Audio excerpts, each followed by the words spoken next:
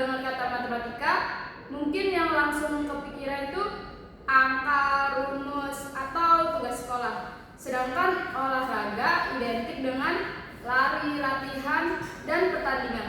Tapi ternyata olahraga dan matematika itu saling berhubungan loh. Mulai dari strategi permainan, menghitung waktu, kecepatan, peluang menang, sampai statistik pemain. Semuanya ada matematikanya. Nah, hari ini aku lagi gak sendirian. Udah ada Kak Laura yang bakal ngobrol bareng kita. Halo Kak Laura. Halo Aprilia, halo juga teman-teman semuanya. Senang banget nih bisa ada di podcast hari ini.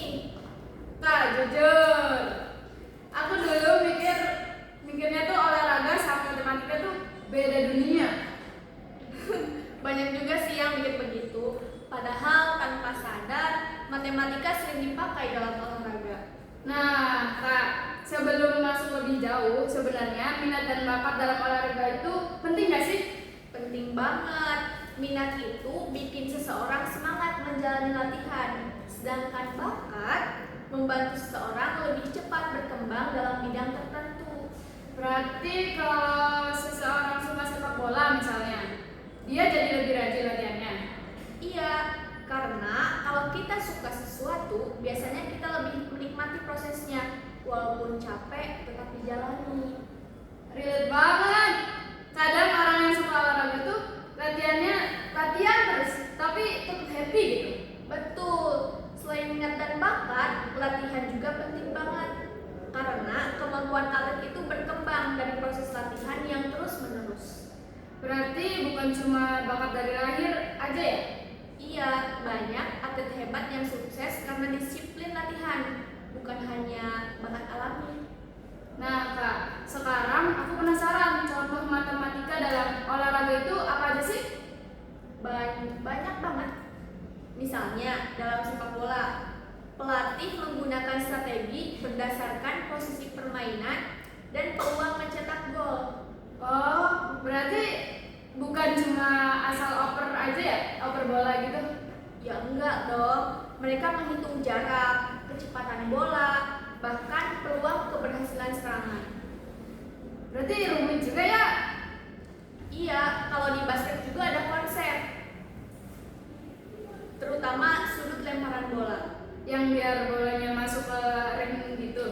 Iya betul, pemain biasanya memperkirakan sudut dan kekuatan lemparan supaya peluang masuknya lebih besar. Berarti pemain tuh tanpa sadar pakai perhitungan juga? Betul, walaupun nggak menghitung secara langsung pakai rumus. Aku sering lihat statistik pertandingan di TV gitu, kayak jumlah poin, penguasaan bola, akurasi tembakan, itu penting banget ya Kak? Penting banget. Statistik membantu pelatih dan pemain mengevaluasi performa mereka. Contohnya kayak gimana? Misalnya dalam basket, pelatih bisa melihat pemain mana yang paling sering mencetak poin atau paling akurat saat menembak. Oh, jadi dari data itu bisa ditentukan strateginya juga gitu. Betul banget. Makanya matematika terutama statistika sangat membantu dalam olahraga modern. Pantesan sekarang banyak banget tim olahraga yang punya analisis data. Nah, itu dia. Karena data pertandingan sangat penting untuk meningkatkan performa tim. Kalau olahraga lari juga ada matematikanya juga Kak? Ada dong. Atlet lari biasanya menghitung waktu tempuh, kecepatan rata-rata, dan target waktu yang ingin dicapai. Berarti setiap detik itu penting ya?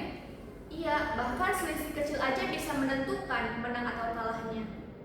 Ternyata matematika tuh deket banget ya sama olahraga. Betul banget.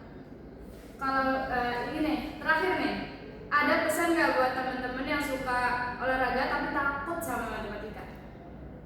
Ada, jangan langsung berpikir matematika itu sulit dan nggak berguna. Karena sebenarnya matematika ada di banyak aktivitas sehari-hari, termasuk olahraga. Setuju banget, ternyata dari strategi permainan sampai statistik pertandingan semuanya ada hitung-hitungannya. Iya, jadi matematika itu bukan cuma soal angka di